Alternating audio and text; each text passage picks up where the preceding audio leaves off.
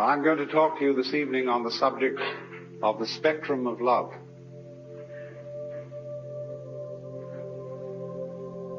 We know that from time to time there arise among human beings people who seem to exude love as naturally as the sun gives out heat.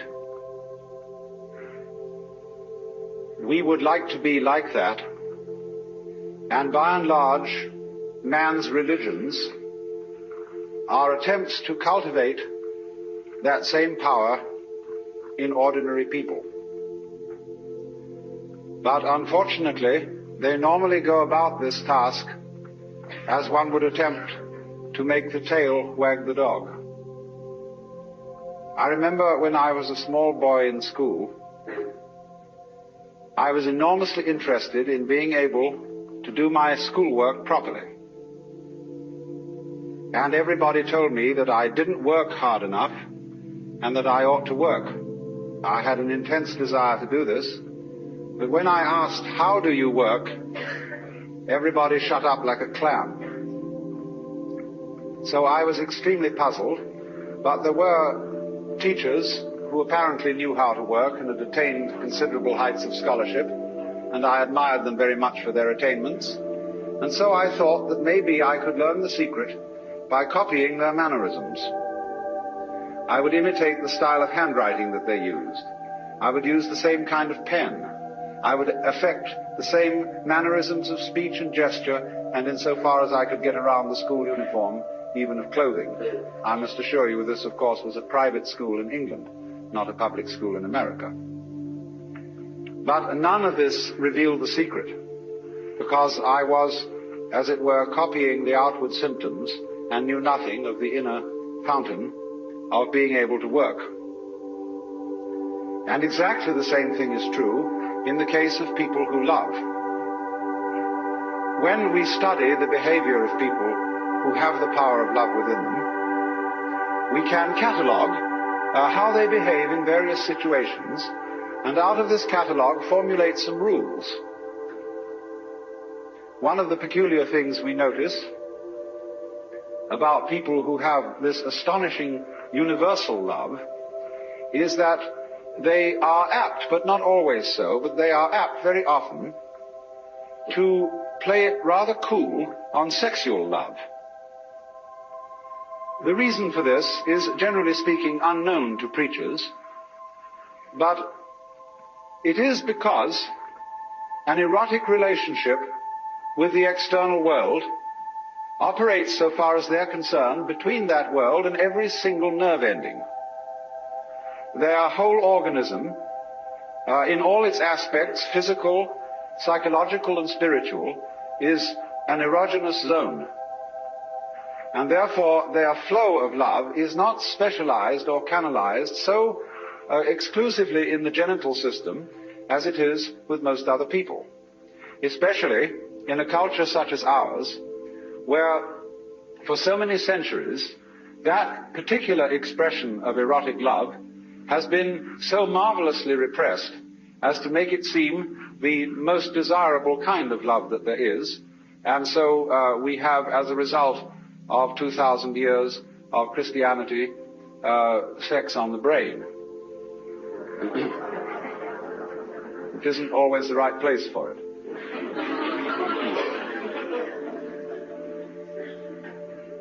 Of course, also, people who exude love are apt to give things away. They are, in every way, like rivers. They stream. And so when they collect possessions and things that they like, they are apt to give them to other people, because have you ever noticed that when you start giving things away, you keep getting more? In the same way as you empty you create a vacuum, nature abhors a vacuum, and more flows in. So, noticing this, the codifiers of loving behavior write down that you should give so much money to tax-deductible institutions and to the poor, and that you should be nice to people, that you should act towards your relatives and your friends and indeed even your enemies as if you love them, even if you don't. And of course, for Christians and Jews and believers in God, there is a peculiarly difficult task enjoined upon us, namely, that thou shalt love the Lord thy God. And not only here, going through the motions of it externally, but with all your heart, with all your soul, and with all your mind. And that is, of course, very demanding indeed. But you see what is happening. It is as if, for example, we admired the music of a certain composer, and having studied his style very thoroughly, we draw up rules of musical composition based on the behavior of this composer. We then go to send our children to music school, where they learn these rules, in the hope that if they apply them, they also will turn into first-class musicians, which they usually fail to do. Because what might be called the technique of music, as well as the technique of morals, as well as, say, the technique of speech, of language, is very valuable because it gives you something to express if, and I repeat, if you have anything to express. But if you don't have anything to say, not even the greatest mastery of English will stand you in good stead, unless you can manage to fool your listeners by talking beautiful nonsense and make it sound profound. Now, so the question and the puzzle remains. You cannot imitate this thing. There is no way of getting it, and yet it is absolutely essential that we have it. Because obviously, the human race is not going to flourish harmoniously unless we are enabled to love each other. But the question is, how do you get it? Is it something you simply have to contract like measles? Or is, as theologians say, is it a gift of divine grace, which somehow is dished out to some but not to others? And if there is no way of getting divine grace by anything you do, as the Calvinists aver, then we'd better just sit around and wait until something happens. Although Calvinists never did that. They were almost depressingly energetic. But surely we can't be left in that kind of a hopeless situation. There must be some way of getting the grace, or getting divine charity or love, some sort of wangle, some sort of way in which we can, as it were, open ourselves so as to become conduit pipes for the flow. And so the more subtle preachers try to see if we can open ourselves and teach methods of meditation and spiritual discipline in the hope that we can contact this power. The less subtle preachers simply say, you don't have enough faith, you don't have enough guts, you don't have enough willpower. If you only put your shoulder to the wheel and shoved, you would be, of course, an exemplar and a saint. Actually, you will only be an extremely clever hypocrite. The whole history of religion is a history of the failure of preaching. Preaching is moral violence.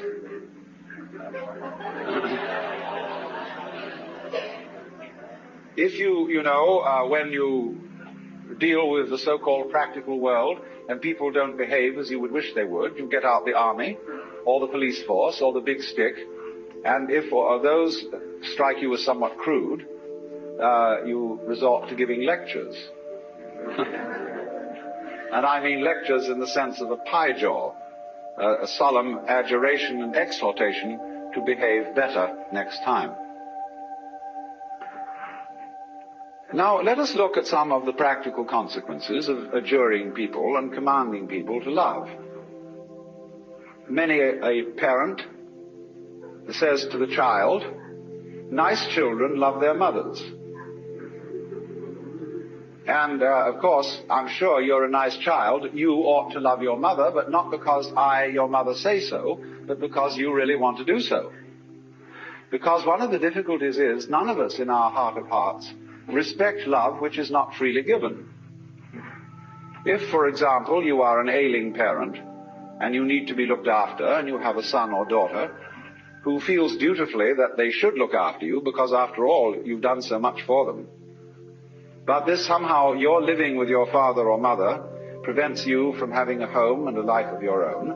Naturally, you resent this duty, and your parent is well aware that you resent it, even if they pretend to ignore it.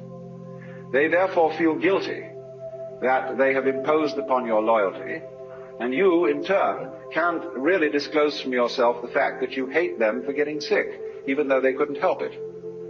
And therefore nobody enjoys the relationship. It is a painful duty carried out. And the same thing would naturally happen if, after a number of years, having at the altar made a solemn and terrible promise that you would love your wife and husband, come what may, forever and ever, till death do you part, and then suddenly you find you really haven't the heart in you to do it anymore, then you feel guilty, and that you ought to love your wife, family, or whatever. And naturally, this is a sort of fiasco, as would be obvious, if you were to ask your wife, do you really love me? And she were to reply, I'm trying very hard to do so.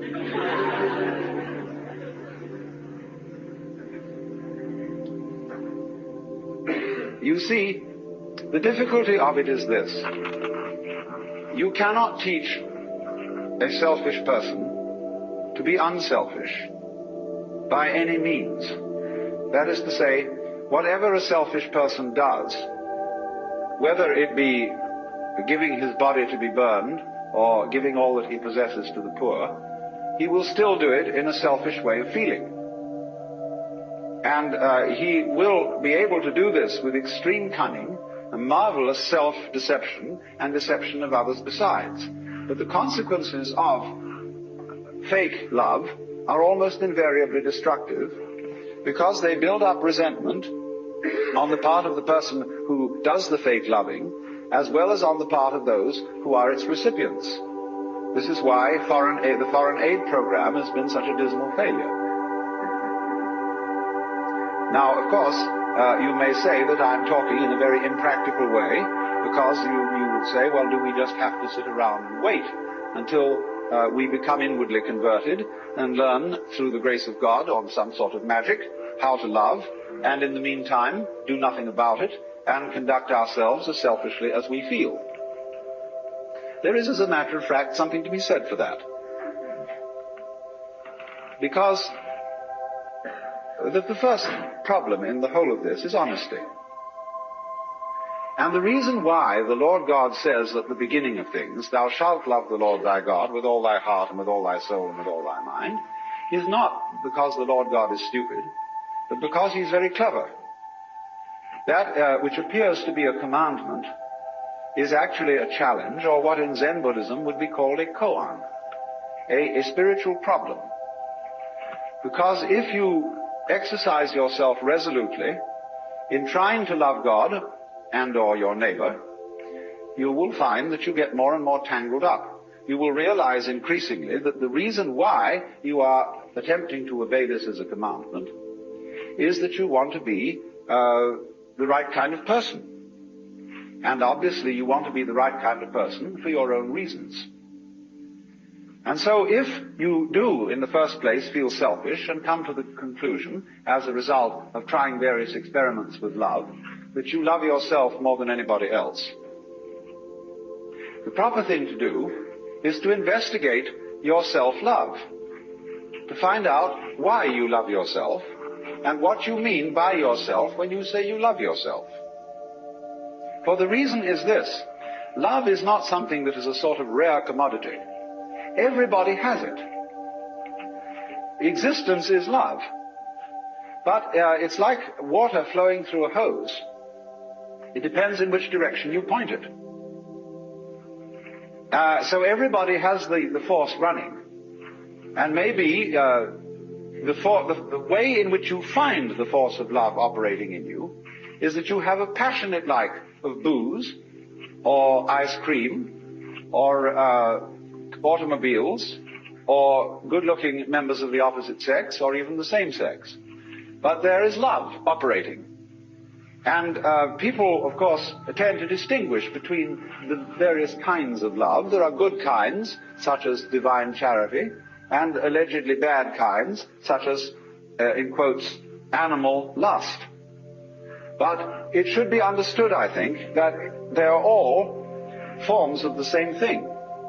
But they differ in rather the same way that the colors of light, of white light, divide into the spectrum when passed through a prism.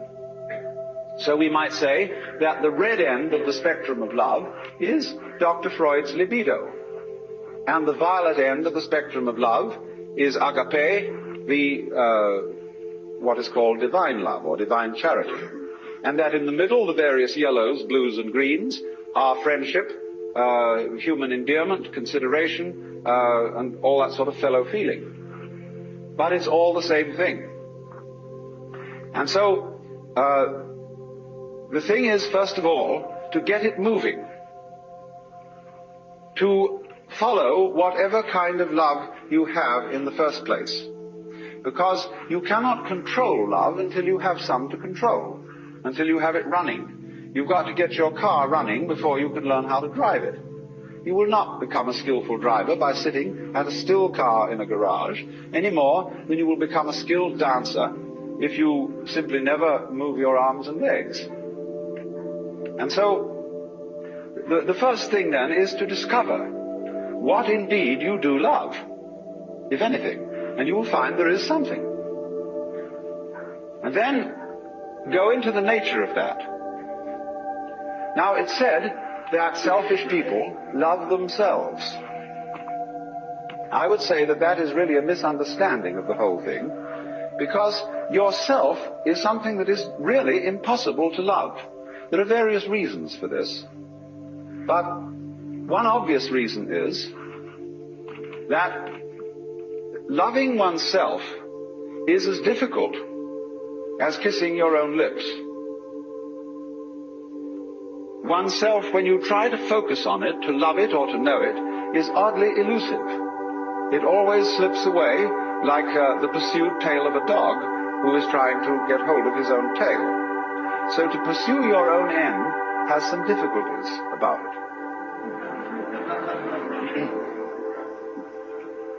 If you explore what you love when you say you love yourself, you will make the startling discovery that everything you love is something which you thought was other than yourself. Even if it be very ordinary things such as ice cream or booze, in the conventional sense, booze is not you, nor is ice cream. It turns into you in a manner of speaking when you consume it, but then you don't have it anymore.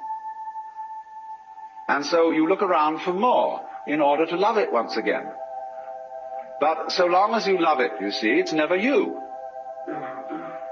When you love people, even however selfishly you love them, because of the pleasant sensations they give to you, still, it is somebody else that you love. And as you inquire into this, as you follow honestly your own selfishness, many interesting transformations begin to come about in you. One of the most interesting transformations of being directly and honestly selfish, in the same way that, for example, cats are, is that you stop deceiving people. A great deal of damage is done in practical human relations by saying that you love people, when what you mean is that you ought to. And you don't really. You give the wrong impression, and people begin to expect things of you which you're never going to come through with. We have been taught, for example, that we ought to love our enemies. Now, we don't really understand what it means to love our enemies. We think it means to be charitable towards them in the hope that we will convert them, and so that they will cease to be our enemies. The real reason for loving enemies is that one needs enemies. They're terribly important to you. For example, I think that some of you here feel that you belong to a nice set of people. It may be an ordinary kind of bourgeois coterie of pleasant squares, or it may be a church group of some kind, a club, or a special cult, or just a group of friendly drinkers. But at any rate, you feel that by virtue of membership in this society, you belong to a special in-group of nice or saved people. Now, when you consider what nice people talk about when they sit round the dinner table and have an opportunity to nurture their collective ego, you will find that the most fascinating topic of conversation is the nasty people. How awful they are, what dreadful things they do, and what is it all coming to. And this very, very satisfactory, condemnatory conversation nurtures your ego. But people who do that don't seem to realize that they thereby depend on the nasty people in order to know that they're nice. They are, as a matter of fact, highly indebted to them. On the other side of the picture, the nasty people, they, on their side, consider that they really are the best people and nurture their collective ego by blasting the bourgeoisie, the squares, the wasps, the know-nothings, or whoever they may be. And so, for the collective ego of the non-squares, the squares are extremely necessary. If they were to disappear tomorrow, many of us would lose a cause. Now, the minute you begin to become aware of this, it's rather embarrassing.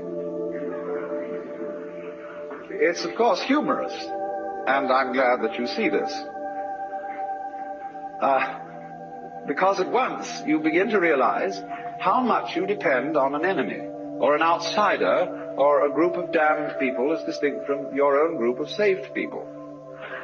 And so you begin to realize that if your collective ego, or yourself, depends on your being on the in, but you can only be on the in with relation to something that is out. And since the in and the out are inseparable, if there is to be any in or any out, you suddenly discover that yourself is bigger than you thought it was. It includes the other, and you can't do without it. This brings about a fundamental change in the understanding of the meaning and nature of self. And thereupon, there become a change of attitude to other people, even if you continue with some formal opposition to them and disapproval of them. When, then, you are honestly clear with yourself what you like and what you dislike, and then, at the same time, yourself begins more and more to include things that were hitherto defined as being not yourself, your love, which is what you are, begins to express itself quite naturally and unaffectedly in a wider way. Now, to trust oneself to be capable of love, to bring up love, in other words, to function in a sociable way and in a creative way, is to take a risk. It's a gamble. Because you may not come through with it. And in the same way, when you fall in love with somebody else, or you form an association with somebody else, and you trust them, they may, as a matter of fact, not fulfill your expectations. But that risk has to be taken. The alternative to taking that risk is much worse than trusting and being deceived. In other words, to live together, you have to take risks. There will be disappointments and failures and disasters as a result of taking these risks. But in the long run, it'll work out. My point is that if you don't take them, the results will be so much worse than any kind of wild anarchy that could be conceived. You see, here we are now as a highly disciplined human race, with all kinds of rules and religions. And what are we about to do? Blow ourselves completely to pieces. Is this Was this all a good gamble? Because you see, in tying up love in knots and becoming incapable of it, you can't destroy this energy.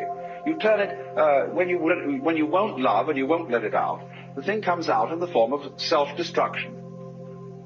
The alternative to self-love, in other words, is self-destruction. Because you won't take the risk of loving yourself properly, you will be compelled instead to destroy yourself. So, which would you rather have? Would you rather have a human race which isn't always very well controlled and sometimes runs amok a little bit, but on the whole continues to exist with a good deal of honesty and delight when delight is available? Or would you rather have the whole human race blown to pieces and cleaned off the planet, reducing the whole thing to a nice scoured rock with no dirty disease on it called life? But I repeat the point that is necessary to understand this whole thing, that love is a spectrum. There is not, as it were, nice love and nasty love, spiritual love and material love,